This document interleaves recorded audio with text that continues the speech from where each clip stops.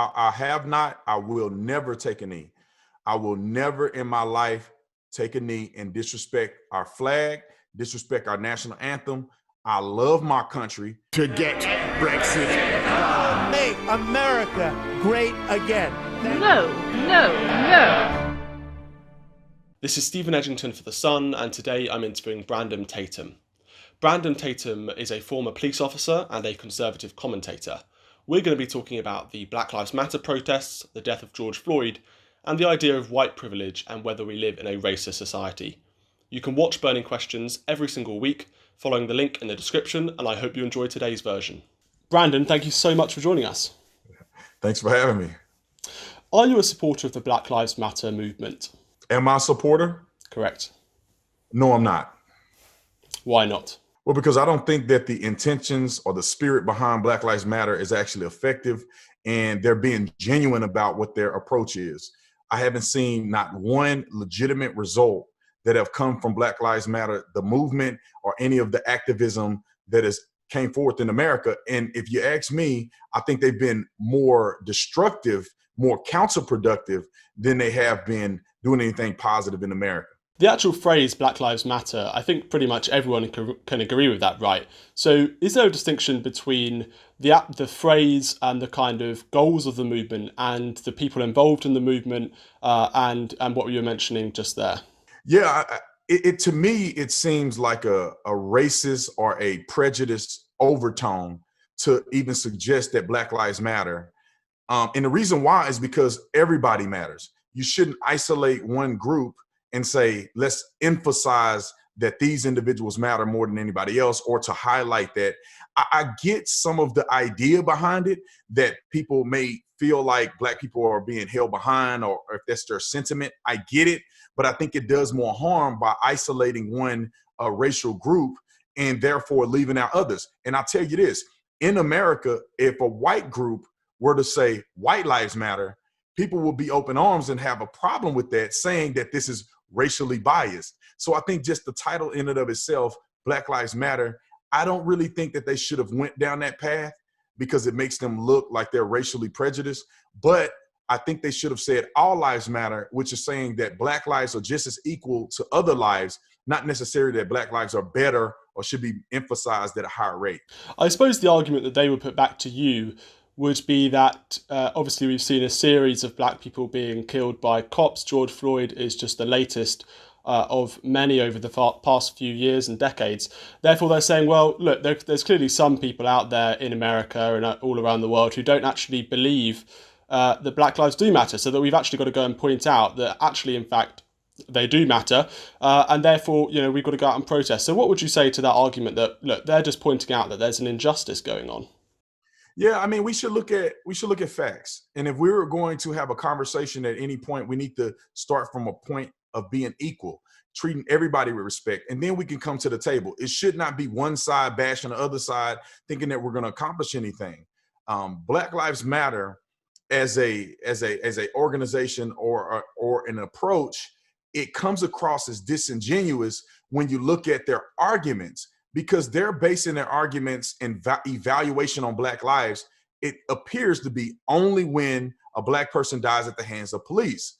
When you look at the overwhelming majority of Black lives being lost through abortion, being lost through bad health, heart disease, and other things, including Black on Black violence, they're MIA. They're not present. So it appears to be that their argument becomes disingenuous because they're not worried about all Black lives. And just as an example, just recently, this past weekend in one city, in one state, and it's obviously one part of one city, we had 25 African-American people killed over the weekend in Chicago, Illinois. I mean, that's more people killed in one weekend than have been killed when you look at respect to unarmed Black people who have been killed by police officers in last year and this year combined. Actually, it's been double the police fatalities of unarmed Black people in 2019 and 2020. So when you see things like that and you never hear Black Lives Matter even mention these victims' names, you become very suspicious of their motives. I'm keen to talk about one specific black life, and then there's a whole series of deaths that I also want to go into. And this is obviously a very tragic and sad thing to talk about. But the death of George Floyd caused international outcry. What is your take on his death? Well, I think the international outcry, in my personal opinion, is unfortunate because I think people are more sheep than they are actually revealing the truth and being or acting in a logical way. Because this is one death, one person at the hands of potentially four other officers. I think his death, as it relates to what the police officer did, I think it was unjust. Now, in the court of law in the United States of America, you're innocent until proven guilty. So I can't establish any guilt, but based on what I saw, it appeared that the officer acted inappropriately, which led to George Floyd's death. Now, George Floyd wasn't completely innocent in a sense that he wasn't just walking down the street and the cops just ran up and beat him down and killed him. He was involved in criminal activity, which necessitated police to respond. He was attempting to pay for something with fraudulent money. He had also been ingesting or taking methamphetamine, probably laced with fentanyl, at a rate that could have been fatal in and of itself. And he resisted arrest of police officers when they tried to put him in the back of the police car. So he had actions that led him down the path of being exposed to an officer that I believe acted inappropriately, which resulted in George Floyd's death. I suppose all of those actions are obviously, you can point them out, but none of them can be justified for what the police officer did, in that he put his knee on this guy's neck for about 9 minutes whilst he was shouting, "I can't breathe." So surely those actions, whilst you can point them out, that they can't justify what the police officer did. Right. They cannot justify, and we're talking two separate situations, right? What the police officer did is unacceptable. But I think when we look at the situation, we need to figure out on both sides, how do we make this better? How do we prevent this from happening in the future as a society? And there are obvious things that can be done on the police side as far as training, as far as holding police officers accountable for things like this.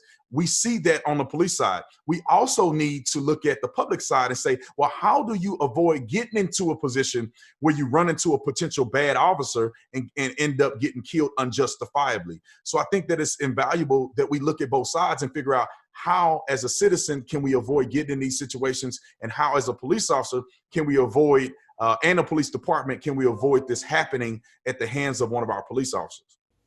Now, you've obviously mentioned there black on black crime, as you say, 25 people dying in Chicago over the weekend.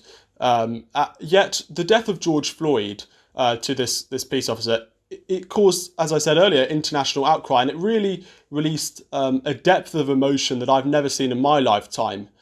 Even in Britain, in London, where I'm living at the moment, we've seen thousands of people go out and protest, almost like there's no pandemic on anymore.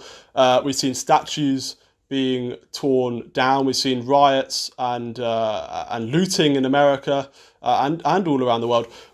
I want to know why. What do you think is the reason that George Floyd sparked such outcry?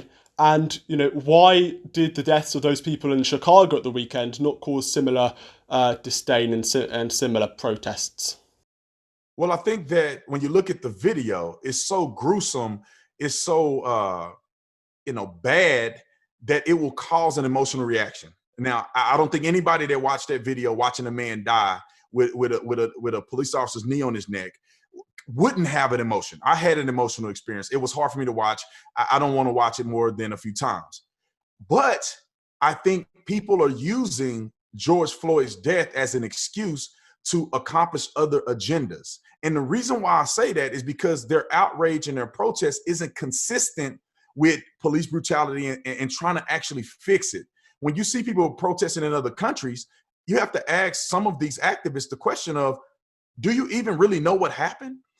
Are you aware of laws and regulation and uses of force in the United States of America? Or you're just watching a video that makes you feel emotional? And then you see people tearing down statues. Now, what does a statue have to do with George Floyd? What does burning down buildings and looting in the United States of America, and I think we've seen it overseas as well, but what does looting and stealing property and murdering other people in protest have to do with George Floyd. And George Floyd's family didn't even come out and protest and weren't even violent. They made a statement on the news that they should stop all of the protests and violence because that's not what their brother or their son, George Floyd, would have wanted.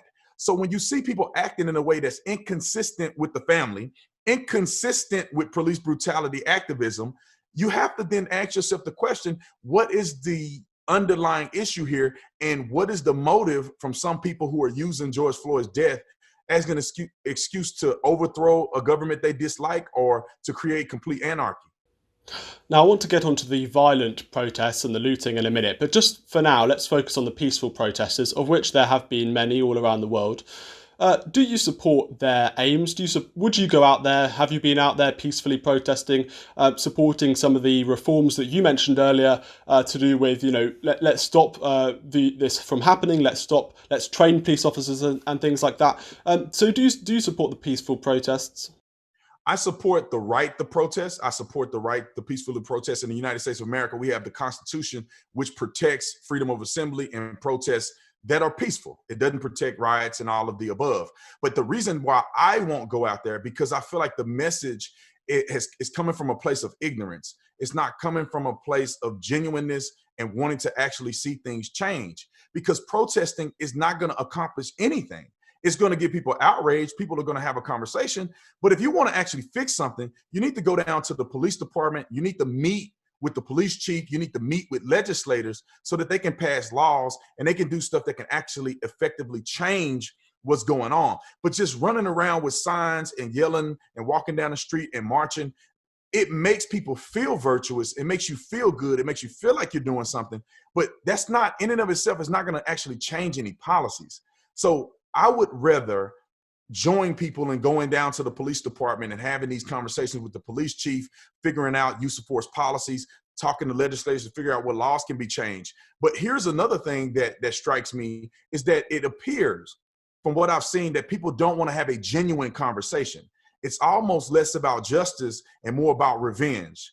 It's almost more about pointing the finger at the police officer than saying, let's come together and actually do something on both sides. We can meet you in the middle, meet the police department in the middle, and let's make it happen. But until I see people actively doing that, I'm not going to go out and protest and waste my time. I want to talk about a specific form of peaceful protesting, one which became popular a few years ago by, I believe, an American football player who would go on one knee whilst the national anthem was playing over in the States. Now, this action has been replicated all over the world. We've seen global leaders, Justin Trudeau, one of them, taking a knee. Many Democrats, Nancy Pelosi, recently doing it. We've seen the leader of the Labour Party, which is the leader of the opposition here in the UK, doing it. Have you taken the knee? I have not. I will never take a knee.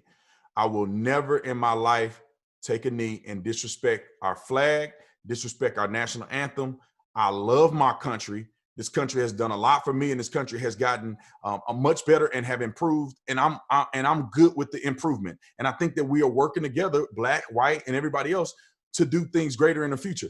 I do not believe in. And now you have a right to protest, right? If the people in Congress. Now let me clarify this, because I think people are conflating the difference between the constitutional right to protest and then you're protesting on your job while you're under contract. I don't believe people in Congress should be taking a knee or doing any overt activism, because they're supposed to be impartial representatives of the people. So if they're not going to do something that represents, I don't know, people who believe in the Confederacy, people who are on the Republican side, they're not going to allow people to go up and beyond to support President Trump, then they shouldn't go up and beyond to support any cause. They should be impartial lawmakers. Also for Colin Kaepernick. Now, if he wanted to take a knee in his front yard, or he wanted to take a knee on public property, that I think people would disagree with him, but nothing would happen against him. The problem is that Colin Kaepernick is taking a knee during a football game. And he's under contract, and there's an obligation by the NFL that you shall stand during the national anthem and while it's being played. So in this country, you have a right to freedom of speech, but your right to freedom of speech, when you have agreed under contract, is no longer present. As a police officer, when I was in uniform, I could not do activism. I could not speak my own words while I'm in uniform. I was speaking on behalf of the Tucson Police Department. So, and Colin Kaepernick is a representative not of himself when he's playing for the San Francisco 49ers, but a representation of the team. And that's not a good look, and that's not a good business move for the NFL. When you're not a starting quarterback, you're not producing stats, and you're causing more chaos than you are success, then people are going to have a problem with that. And I think that that is legitimate in my personal opinion. I want to talk about another sports star. I think he's called LeBron James. This is an NBA star. Now, I'm not really into basketball over in the States. I think it's pretty popular over there, not so much in the UK. But he's been in controversy recently where a Fox News anchor, Laura Ingraham, told him to basically shut up and go bounce a ball, I believe she told to him. And then he put out this tweet saying, I'm not going to shut up because people have been telling black people to shut up throughout all of history. Except, of course, when talking about China, I think the NBA was pretty silent then when they basically the Chinese regime came in and said, you shouldn't be criticising us over Hong Kong. What do you make of that whole episode? Was it right for the Fox News presenter to say shut up to this NBA player? Yeah, I mean, I think she has the freedom of expression and freedom of speech on air to say he should shut up and just dribble because he's not even speaking intelligently about politics. Now, he has the same right to get out and say she's wrong for saying that to him. So both parties have a right to express what they feel about one another. But the hypocrisy comes with LeBron James because he said nothing about China, said nothing about the protest there of inequality. I mean, that is the greatest sign of inequality and the people protesting to have something or to have life be better, similar to what he's claiming in the United States of America. So he completely disregards people in China, but he's advocating for people in America. People in China are really having problems. People in America, a lot of this is mythical. And the reason I say that is because LeBron James, as an example, at the age of 18, he signed a $19 million contract with Nike, and he has been a millionaire since he was 18. He is the most celebrated person in the United States of America, given maybe a few other people are beloved more than he is. But LeBron James have fans who are white, fans who are black. They spend hundreds of thousands of dollars, millions of dollars generated wearing his jerseys, getting his autographs. So his idea of oppression is slightly skewed when you look at actually what he goes through and what he represents. He is, in my personal opinion, subject of brainwashing. That's when people are telling you or are convincing you that you're oppressed, even though there's no oppression present. And in your mind, you start to see oppression everywhere, although it don't exist. At least it doesn't exist in his situation. There are elements of oppression that happens in all societies. And I believe black people do experience that to some degree. We'll get on to that, the idea of oppression, white privilege, racism in a minute. I want to focus in on something you mentioned earlier. Obviously, you were in the police force and we were talking about taking a knee. And you mentioned that there are police officers taking a knee in America. And we've seen the same thing happening in the UK, where police officers in London decided to take a knee in solidarity with the protesters. And then about 10 minutes later, 20 minutes later, the protesters actually went out and attacked those same police officers, throwing items at them and things like that. What's your message to police officers around the world who are thinking, they're on the front line at these protests, they're kind of worried about it becoming violent, and they think, well, actually, I agree with what these protesters are saying, I'm going to take a knee?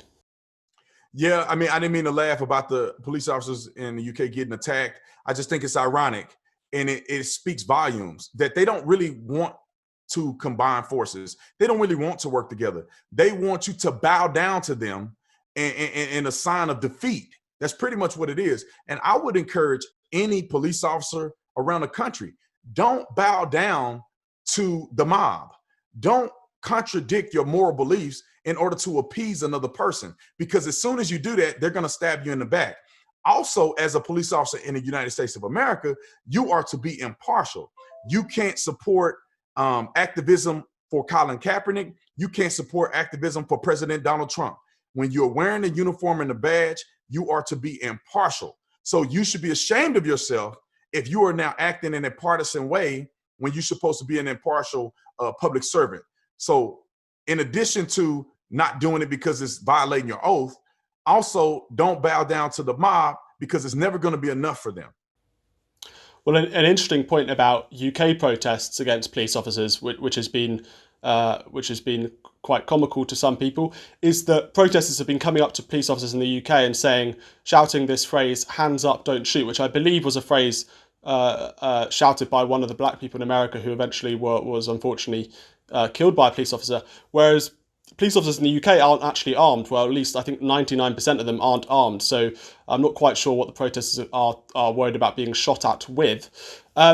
What's your message to people in the UK and around the world who have decided to go on Instagram and share their black squares? They've decided to go out protesting. They've decided to break social distancing rules and join gatherings. Because, I mean, you honestly wouldn't believe just how prolific this movement has become. I mean, even I, as someone 4,000 miles away in the UK, I can't go on my Instagram thing without seeing endless Black Lives Matter posts from people I grew up with who probably haven't read too much into the issues. So what's your message to people around the world who are thinking about protesting or sort of sharing their solidarity for the Black Lives Matter movement? Is it worth it? Well, I will tell them to be informed first so you can actually be effective. If you're going around and you got hands up, don't shoot, that never happened. Michael Brown never had his hands up. It was investigated by our FBI, and it was also investigated locally. That never happened.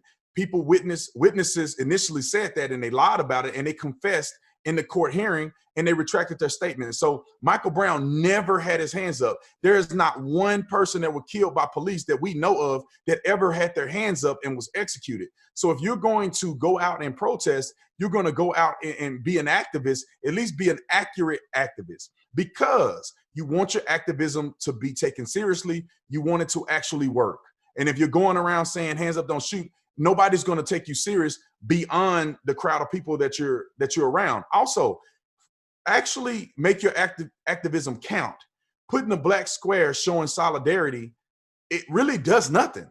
It may make someone feel good, but I have never in my life seen legislation passed because somebody put a square on an Instagram account. You need to know the facts and go out and find responsible ways to actually affect change. If your police department isn't even armed, then you shouldn't be having a conversation about armed police officers shooting people. You should be having conversations that's associated to your struggle. And you are not doing any favors, especially if you're overseas, and the same thing for people in America. You're not doing favors for any other country just because you're blindly following it. If you really wanted to do what's right in America, you would understand the principles of America, and then you would apply those and keep the principles consistent in your own country. I think what's interesting is the main dividing line between the two groups of people, and obviously there are thousands of different views on George Floyd's death, but I think the main dividing line is this. Everyone agrees that George Floyd's death was tragic and unjust, and even you're saying there that the police officer shouldn't have done what he did, and that he will face the full force of the law if he broke the law. So the dividing line is this. The people out protesting, the people who support Black Lives Matter, this is what they say. They say the reason I'm doing this is because we live in a systematically racist country. We live in a systematically racist society. They point to the death of George Floyd. They point to the death of Trayvon Martin and Michael Brown and various other people over the years who have been killed by police. So do you believe that America, that Western society, is systematically racist? No. I do not. And the reason I don't, because there's no evidence of it. And that's where the word systematic or systemic racism comes from, is because they can't point out an actual incident of racism or actual institution that is racist, pointing at individuals that we can actually go after and get them removed. Since they cannot do that, and most people do not have real experiences with racism and oppression, then they just say it's systematic or it's continual or systemic. Therefore, it takes the burden off of people having to actually do something about it and having to actually have someone that they can point the finger at and say, this is a racist, get him out, we can fix it. And that's the biggest problem that I have with these ideas, is that they can't point to any facts. They can't point to any reasonableness. I mean, I've been Black for 33 years of my life, ever since I was born. And I have never experienced oppression and racism in the United States of America. The problem with some of this is that people genuinely are having a emotional feeling, and they feel like that they're oppressed. And a lot of it is psychological. When you're born into this world as a Black man in America, and other Black people are telling you that you're a victim and that you got to work twice as hard as white people, and that white people are oppressing you, what is the first thing that you're going to think of when you see a white person? You're going to automatically look at them and say, this person is better than me, or they think they're better than me, or they have more opportunities than me. That's going to create animosity that really don't exist. And I think that if people would understand that and will do more research into that, I think that we could actually have a resolution to some of these things, and we could go on about building together in the United States of America.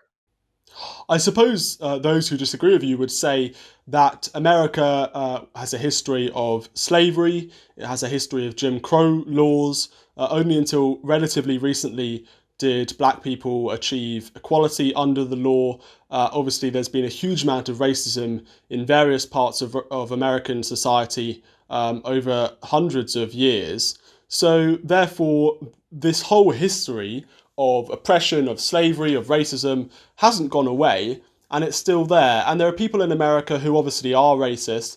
Therefore, our society is racist, and they might use statistics such as more Black people go to prison, or more Black people get arrested, or more Black people proportionally get stopped and frisked, or in the UK we call it stop and searched.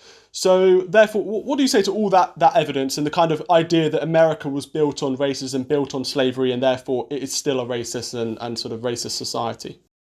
Yeah, I will push back and say, understand, and people should understand history, understand the facts of history. Slavery wasn't about race. Slavery wasn't even racist.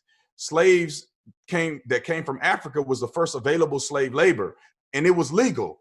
Africans sold them to Europeans, who then utilized that legal slavery in the United States of America in the southern states. In the north, in the northern states, slavery was illegal. So not all Black people were slaves in this country, and not all white people owned slaves. It was a very small minority of whites who had enough money to actually own slaves. People are not realizing the facts of history, because the first legal slave owner in this country was a Black man named Anthony Johnson, who went to court and sued to own 2 other Black people for life. Also, there was hundreds of Black people in the South who owned Black slaves. Slavery and some of the divide, or I could say disparities between Black and white post-slavery, wasn't necessarily race, it was power. It came down to property ownership. And so there were Blacks who could vote. And see, people may not realize this, but Blacks had the ability to vote. The ability was taken away. Then it was re-given to Black people and established through the Constitution. So people don't realize that there was a point in time in this country where Blacks could vote and whites couldn't, because they weren't property owners. They weren't land owners. And if you know your history, you would know that. In early 1900s, which was pre the Civil Rights Movement, the first female millionaire to ever exist out of any race was a Black woman named Madam C.J. Walker. So there was a tremendous amount of Black people who were successful, but they tend to not even focus on them because they want to push an agenda. Now, America has had some disparities. Just because you see disparities doesn't necessarily mean it's discrimination. Thomas Sowell wrote a really good book explaining these things. So when you get down to incarceration, when you get down to police patrol of African-American people in this country, there are disparities. And those disparities are not rooted primarily in racism. They are rooted in culture. They are rooted in crimes being committed. Because if you look at the stats in the United States of America, African-American people make up between 12 to 13% of the population.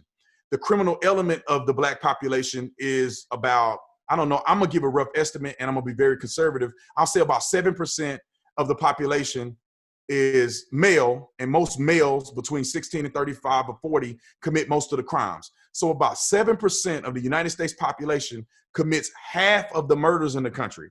They commit over half of violent crimes. So when you look at that stat, you can see why police are patrolling inner city minority communities at a higher rate. And you can see why they're going to jail at a higher rate. When you commit disproportionate amount of crime, you are represented disproportionately in the criminal justice system and also in law enforcement interaction. So people need to root their arguments in facts and logic, and therefore we wouldn't be spending hundreds of years still talking about oppression. There is no law on the book in the United States of America that is oppressive to any one race. And in reality, it is illegal to be or act on racism in the United States of America, whether it's employment, whether it's violence. All of those things are deemed illegal in the United States of America. So it is somewhat of a myth to go down that path. But if people look at facts, they'll be more informed, and we can move together in a better way. I want to ask my next question about what do you think the main difficulties are facing the black community in America, which are causing these differences between white and black people in incarceration and things like that. But first of all, I just want to focus in on one of the things that you just mentioned there, the idea that slavery isn't racist.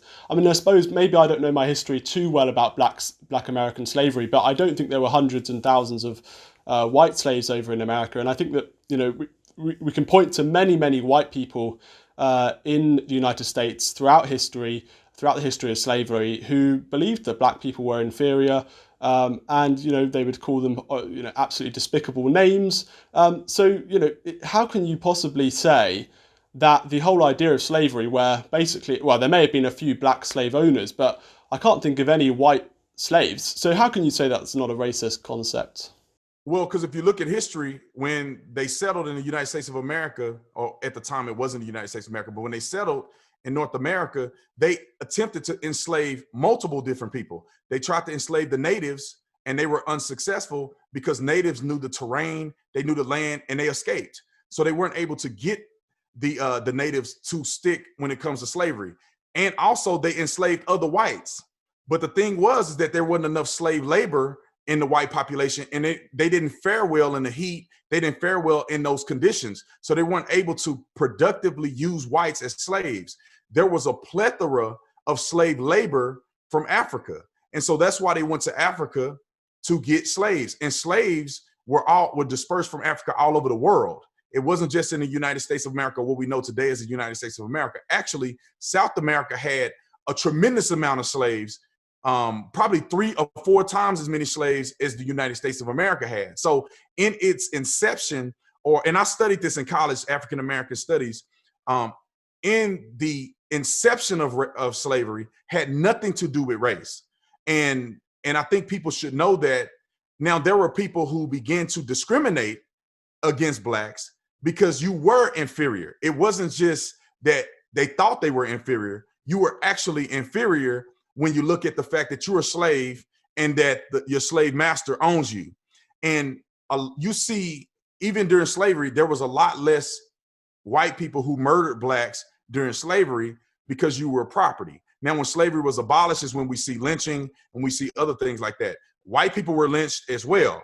Now, black people were lynched at a higher number than whites, but whites were lynched as well. So it wasn't just lynching, wasn't just a thing that was done to black people. So when you look at the history, you can see that the inception of slavery wasn't based on race. And here's another reason why it's not based on race is because they didn't just go to Africa and steal black people. It was an institution of slavery already established in Africa. And then the Africans sold black people all over the world, and they made a profit. So that's what my argument would be. There are levels of prejudice, and it created some racial elements in our country. But I don't think that was the driving factor. And you can see that by all of the black people who were successful, even right after slavery. And here's another thing that I think people are not realizing as well, is that there was a lot of diversity in slavery too. People always think of plantation slaves. That wasn't the only form of slavery. You had city slaves, you had slaves that did other things. They weren't just plantation slaves. Harriet Tubman, who is one of the most popular slaves at the time, who discovered or created the Underground Railroad to help slaves escape, people don't realize that she was married to a black man who was free, and they lived together. So she wasn't on the plantation. She was living with her husband, who was a free black man, when she escaped and created the Underground Railroad. So when you look at the totality of circumstances, you'll get a better picture. if people actually knew the history of slavery. Not saying that there's no oppression or no racism that stemmed from that, but that wasn't the primary goal or the focus in slavery. So obviously there was the Jim Crow laws. We can say, let's say, the concept and the origins of slavery, let's say that wasn't to do with race, but to do with economics. But obviously further down the line, as I mentioned, you would have the Jim Crow laws, you would have segregation, and this was the whole point of the civil rights movement in the 1950s and the 1960s. Therefore, those I would say those incidents, those laws, are what people today would point to and say, well, actually, America was a racist country because it was enshrined in law in many states that black people were inferior. I would push back on that because Jim Crow was in the South. It was a Southern thing. That's why they call it the Jim Crow South. They didn't have Jim Crow in the North. So people in the North weren't segregated, and there was not the same conflict as you saw in the South. And people have to realize this too. There were some racial components there, but it wasn't primarily rooted in racism, because you have to look at it like this. If you were a slave and now you are a free person, it is almost impossible for you to think that you're going to intermingle with the population who have enslaved you for 100 years. So I think, based on what I know from history, is that there was some racial component to it, but there was also a logical component that there didn't need to be a connection here, because you have two different people on two different sides. And even throughout history, there were black activists who did not want desegregation. Martin Luther King was criticized by many because he was a person who wanted to desegregate. He wanted blacks to be amongst whites and to be equal. There was a lot of black activists during his time period that didn't want equality. They wanted to be separate. And they agreed with separate but equal policies. And they felt like that blacks were developing their own, and they didn't have to get thrusted into a white society that didn't necessarily want to or effectively receive them. An example of that is when desegregation happened and you had black students going to white schools. Well, the black teachers didn't have a job at the white schools. So desegregation in some ways hurt Black America to a certain degree. And I'm gonna give you an example of how this works. Just say that you and I lived in a house together, and at one point in time, I lived in the outhouse in the back. I always say outhouse. I lived in the garage in the back, right? In the backyard. I had no access to the inside of the house. And over years, I began to build my garage up in the backyard, and I made it just like I wanted it. I had it the way I wanted it. I had the freedoms. I had availability, and you had your own space in the big house. Now, just imagine in one day, you came to me and said, hey, I want you to tear down your house and come live in my house, right? So I'm gonna tear down everything I've built, everything that I know, everything I've established, to now come be a part of your house. And now I come into your house and I don't have anything that belongs to me. I don't have anything that I've built. And I think that was somewhat of the conflict between Black people and white people in America when it came to desegregation. So it wasn't always rooted in racism, but it had a racial component to it due to the blacks being slaves and whites not being slaves. And if you look at it, there was diversity within the Black community as well, a hierarchy of people who were successful versus people who were poor. And all white people weren't equal either. You had white people who, in the country, when you look at in terms of outside of Jim Crow South, you had Black people doing much better than white people who were a part of indentured servitude versus whites who migrated here. So, I mean, I could get into a full spectrum of it, but I think people need to have a more broad perspective and say there was some racism there. There were racial components, but it wasn't just all racism, and it wasn't just rooted in racism. Well, look, I think it's really important to have nuanced discussions about history. So I'm glad that you've talked about these issues. I just want to ask one last question about the history, because I don't want to get too caught up in about a history lesson. I'm sort of a bit more interested in what's going on today, but it's really important, as you say, to talk about the nuances and to talk about what actually happened. So just on that last point there, you're talking about the analogy to do with, you having your own home and I having my own home. Do you think that, based on that analogy, do you think that it was right that Black people and white people were desegregated? Yes, I do believe so, but I almost think, and this is my personal opinion, I almost think that it may have happened too soon. I really do think that it could have been better if Black people would have had an opportunity to establish more of a foundation before desegregation. Because when desegregation happened is when you've seen a lot of conflict between black and white people. You see a lot of black people get murdered in the South. And think about it, this was the South. This wasn't the North. But in the South, you saw a lot of black people getting murdered. You saw a lot of injustice. You saw a lot of discrimination. You saw a lot of racism because now you are in a white-owned world and there's no place there. And then you saw it begin to unravel slowly but surely. But there was a lot of black people that took the brunt of the initial meshing before we start to see black people introduced into sports, black people introduced into other elements. And then now today, we're completely enveloped into society. So I think that it was necessary to happen for sure. I just think that black people needed a little more time to establish. So therefore, when the mesh happened, black people didn't completely crumble and fall apart and be subject to white leadership. They could have had some foundation here and they could have had something to fight with. I suppose in a way that leads on to my next question. If it's not racism, if we're not living in a racist society, in a racist country, what are the main issues facing the black community today? And why do these disparities, why do these differences between white and black people occur?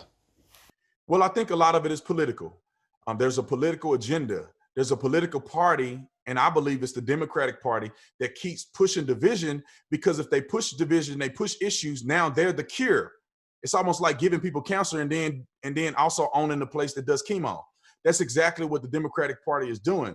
There are racist people in our country. There will forever be racist people in our country. And it's not just white people. There are racist black people. There are racist Hispanic. There's racist Asians. There's a plethora of people who are, to the end of time, will be racist. The problem is that the political side pushes an agenda through media, through movies, through education, the education system that keeps a lie going, and people believe the lie. In our society, it's more about finances. It's more about economic success. It's more about generational wealth than it is that has most to do with your race. Because if you look at black Americans and you look at black Africans who come to America and migrate to America, there's a huge divide in success. And a lot of that comes down to culture, because Africans who migrate here have a more sustainable culture and they do much better than African Americans who are here. So in that sense, you could tell that it's not necessarily just color, because therefore discrimination and systematic oppression should affect both parties the same. Asian Americans in this country have done a tremendous amount or have had a tremendous amount of success over black people and others. You're talking about education, you're talking about graduation, you're talking about finances. Per capita, Asian people in America do much better, even than whites. A lot of this comes down to culture. And you look at black culture from the 60s to now, single parent homes were at 22%. Now we're looking at 73%. That is a huge functionality change that causes the deficits that we see in the culture, that we see in Black America. When you talk about economic success, I have personally seen that Black people are not educating themselves enough on economic success and how to pass generational wealth down. It seems that Black people, and it could be because of some things that happen in America, I'm not going to discard that, but at the end of the day, you're still accountable for your own intelligence. But we don't pass down wealth like other cultures do. We make millions as basketball players and artists, and we bring so much to this country, but yet we live like we're living in the moment.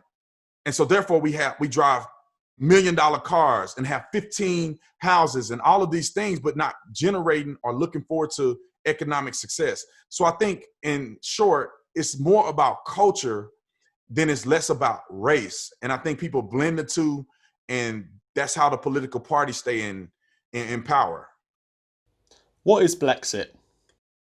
Blexit is literally, and you know, I guess the name in itself is the Black exit from the Democratic Party. But the mission of Blexit is less about politics, absolutely almost nothing about politics, and more about having a free mind, being a free thinker, being able to think for yourself and not following the one-way thinking just because you're Black.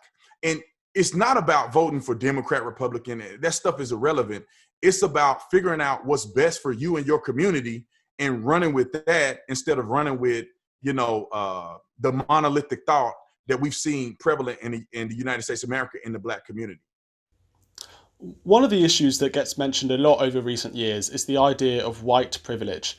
Now, obviously, those watching this video can see that I'm white, and I think only I know my own experiences. Only I know the things that the experiences that I've been through. Yet many would say that because of the colour of my skin, I have certain advantages over people who are black or Asian or whatever in the UK, or in if I was a white person in America, I'm sure they would say the same thing. So, do I have white privilege? Do I have advantages over you because I'm a white man? Yeah, I wouldn't know, right? Because I don't walk in your shoes. I don't know what privileges you have. I don't know how you grew up. I don't know any of that. And that's information I need to know to determine if you have privilege. And even if I knew your upbringing, then I have to compare it to my upbringing. So, and then I would have to walk in your shoes to know if you are getting advantages that I'm not getting. So I think white privilege is, like I said, it's a political term that's rooted to keep division in this country. I personally think anyone who claims to have white privilege or that's accepting their white privilege, it is racist against Black people. And here is why. Because you are asserting, without knowing me, without knowing how hard I work, without knowing my family history or the value of my family name, to say that you are better than me and that you will experience life better than me, you will have more opportunities than me. And to me, that's projecting something just based on my race. And for Black people to project it on white people is the same level of racism, meaning that I don't know where you come from. I don't know how hard you've worked to get to where you are, but because you are white, not because of the facts or not because your history, but because you are white alone, I'm presenting that you are better than me or you are treated better than me. And I'm also alluding to the fact that other white people in this country have to be racist because they are going to treat you better than me. And I don't even know those people. I'm only basing it on the color of their skin. That's the definition of racism. There is no pervasive white privilege in the United States of America. There are white people who have privilege. Yeah, if you're a Rothschild or something like that and you happen to be white, you have a privilege. Some of it has to do with your finances. Now, LeBron James has more privilege than any white person in the United States of America. He really does. He can go anywhere and people will worship him. So it's not a fair argument or a consistent argument to say that every white person has white privilege. There are Black people that have privileges too, like affirmative action, like they have scholarships for Black-owned businesses, which I'm going to take full advantage of it if I can. But they have Black-owned business grants and different things for African-American people. And they don't say you have to have come from a poor background. You have to have come from poverty. They don't have that prerequisite. They just because you're Black, you get to take advantage of things that can drive economic success for you. So I think that white privilege is a BS term created by politicians to cause division, and it does nothing good for the common man to come together and unite. It's an interesting term, and I suppose for myself as a white person, and it sort of frustrates me because people, as I mentioned earlier, people have no idea anything that I've been through in my life. And I'm not a victim, but we've all been through hardships. I don't think I've ever met anyone who hasn't been through some terrible experience or some kind of setback that is absolutely awful and you wouldn't want inflicted on anyone. But people say to me, because of, let's say, the way I speak or the colour of my skin, that I therefore must have only been in the position that I am now because of those things, which I think, as you say, it creates division in that sense. And obviously it frustrates you because it feels like, well, you're saying that because you're white, you're better than me. How have we got to a situation where people are saying, I have white privilege, and that white people's opinions on race discussions are less acceptable because they haven't experienced racism? We're at that point now, whereas Martin Luther King, as you mentioned earlier, he believed that everyone should be treated equally and it shouldn't matter what colour skin you have, and we should live in a colourblind society. How have we got from that fantastic idea to today where I'm accused of having white privilege? See, I believe that it comes down to the lack of God. See, people don't believe in God like they used to. Martin Luther King was a Christian man. And in God's kingdom, there is no race. We're all God's children. We're all equal in God's eyes. So if you realize that, which is what Martin Luther King was alluding to, then you wouldn't have these problems with projecting privilege on people without even knowing their stance. Here's the hypocritical thing. Black people often say, you don't know what it's like to be black because you're not black. Yet they assume what it's like to be white, although they're not white. And that is tremendously hypocritical. And I believe, like I said, it's stimulated from politics that got us to this point because they never want us to unite. This is another factor where we can never unite, because you and I don't know your history, but you and I could have had the same upbringing. Then, therefore, if we do, we can identify with one another and we can say, you know what? Hey, brother, we're in this together. You had minor setbacks and so have I. Let's work together and let's build. But they can't have that happen, because then nobody would need politicians. So they need you to feel, or for me to feel, because you may not agree with white privilege, but if I feel like you have white privilege, then now I cannot find a connection with my brother. Now I have to find odds and look at a difference that may be manufactured, that's not even really authentic. That's a really good way of putting it. I think that, yeah, that's really interesting. Should we defund the police? No, that is the worst idea that I've ever heard in my life. And they try to make an excuse now. See, they were chanting, defund the police. Minneapolis Police Department want to completely abolish the police. That's exactly what they're shooting for. They want to abolish the police and replace the police, in my opinion, with something similar to the KKK, something similar to Antifa, or what we call the brown shirts that we've seen in Nazi Germany. This is exactly what they want to do, because police are impartial. They want to replace them with a mob that's going to activate laws based on political agendas, because the police are functional. There's probably almost 1 million police officers in the United States of America, thousands of different agencies. And all you can claim is that there was 9 African-American people shot unarmed in 2019 out of 44 million black people. When you do the math, it's like 0.000006%. You have more of a chance getting struck by lightning than being killed by the police officers. But they want to disband the police department. Real quickly, people don't realize that the police department is a part of the justice system. So if you get rid of the police department, then you have abolished the justice system. The police department or legislators create laws, police enforce the laws, and the judges, they make sure that your constitutional rights are being followed and that you have due process. So all of that works together. You eliminate the police, then what do you have? You have nobody to enforce the law. Police are not only involved in potentially taking deadly force or using deadly force against individuals, but they're there to do proactive policing, preventative crimes, arresting people who are drunk driving so that they can run over people and kill them, addressing people who are speeding so that they don't get into a traffic accident and kill people on the freeway. They are addressing people who are on the internet, adult people on the internet looking at children, if you know what I mean. We address everything as a police agency, and it's invaluable to use police agencies. Also, terrorism. If you have terroristic threats or you have things that happen domestically, police officers are the ones who respond to that, i.e. 9/11, i.e. post-nightclub. Police are the ones that respond, not our military. So if you are going to go down the path of defunding or trying not to have police be around, you're running into a problem. And lastly, defunding, if you didn't want to abolish, you want to cut the funding, that makes police officers worse. Because are you going to cut the funding for training? Police officers need more training. They need more access to less lethal weapons. They need more training. They need more scenario-based things that cost money. Therefore, they can be better and proactive in the community.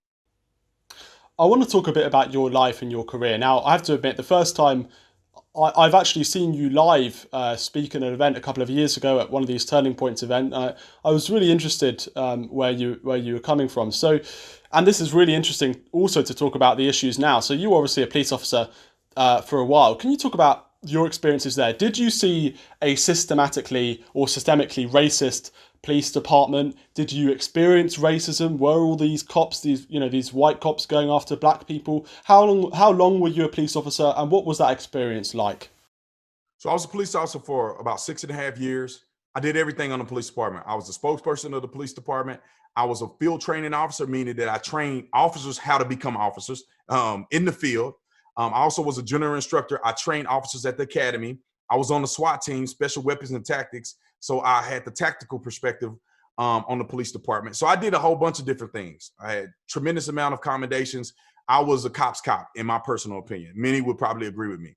So I've had that tremendous amount of experiences. I have never seen a racist police officer. I've never talked to one. I don't even know one. And I was on the department primarily white and Hispanic police officers. Never seen it.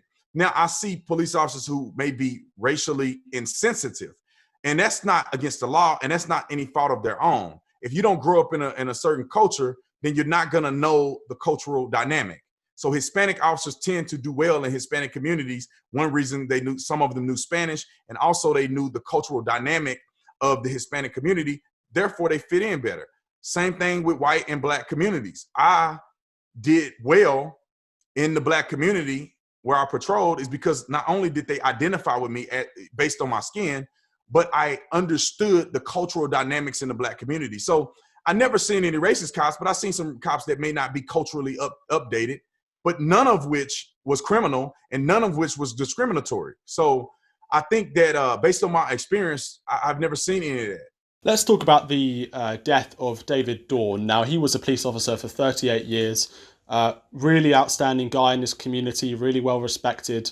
Unfortunately, he was killed by a rioter last week when defending a jewellery shop. And there have been several of these deaths during the protests, during the riots, during the looting. Why do we not remember his name? Why do we not go out and shout his name at protests, whereas we do with George Floyd? Well, two things. These protesters and rioters have killed more people in the rioting than police in the last 2 years. So they're counterproductive in and of itself. But the reason why we will never talk about, now I will and others, but the reason why the mainstream media will not cover this, the reason why they'll never get a t-shirt, there'll never be a mural with David Dorn's name and face on it, is because they don't really care about Black lives. They care about an agenda. And the agenda only applies when a Black man dies at the hands of a police officer, a white police officer, whether it's justified or not. That's the only agenda. Because David Dorn and 9 other Black people have died in these protests. And they're all, based on what I know, were all unjustifiable except one. The guy tried to break into a jewelry store, break into somebody's property, he ended up getting killed. But the rest of them, I think, were unjustified murders by thugs who were protesting the death of George Floyd. So they don't care about Black lives. Because if they did, we would be marching 24 hours a day, 7 days a week, just in Chicago alone. So this is another reference point and the reason why I don't have much respect for Black Lives Matter and any of these activists. As a former police officer, how does it make you feel with your colleagues being attacked, with, as you say, as we mentioned earlier, people calling for the defunding of the police? How does that make you feel? Does it make you angry? It makes me tremendously angry, disappointed, sad, frustrated. I mean, I can go down a list of what it makes me feel, none of which makes me feel happy. It's a shame. It's a shame what's going on in this country. All over stuff most people are ill-informed. I know what police officers do on a day-to-day basis. I know the sacrifice. I've sacrificed firsthand. I know the things that we see on duty. I know the drama, the crimes, the lives we save. I know all of that firsthand. The public does not. So to paint every police officer with a broad brush is heartbreaking to me. And police officers are actually getting murdered in the process, unjustifiably, just because they're police officers, all on a false narrative. So I personally, and I spoke to a police officer today, I'm going to do my best to give police officers a voice, not only on my social media, but I want to give them a voice by having rallies, having special events for police officers, donating to police officers, police organizations, because we need the other side of it. I completely stand against any bad police officer. Everybody in the country, everybody in America, everybody in the UK, everybody. I mean, not unless you are evil devil, nobody supports bad policing in America. Nobody supports bad policing in general or police officers who are bad. But we do support the overwhelming majority of positive, great heroes in our country that wear the badge.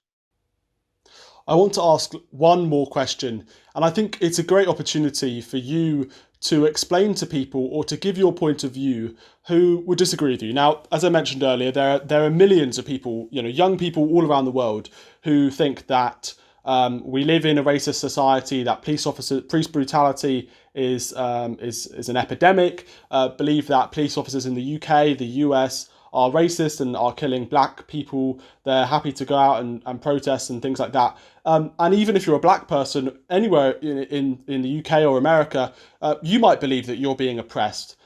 So what's your message to these people who think, well, actually, we live in a racist society. We've got to go out there. We've got to go and protest. We've got to make sure the police is either defunded or reformed or whatever.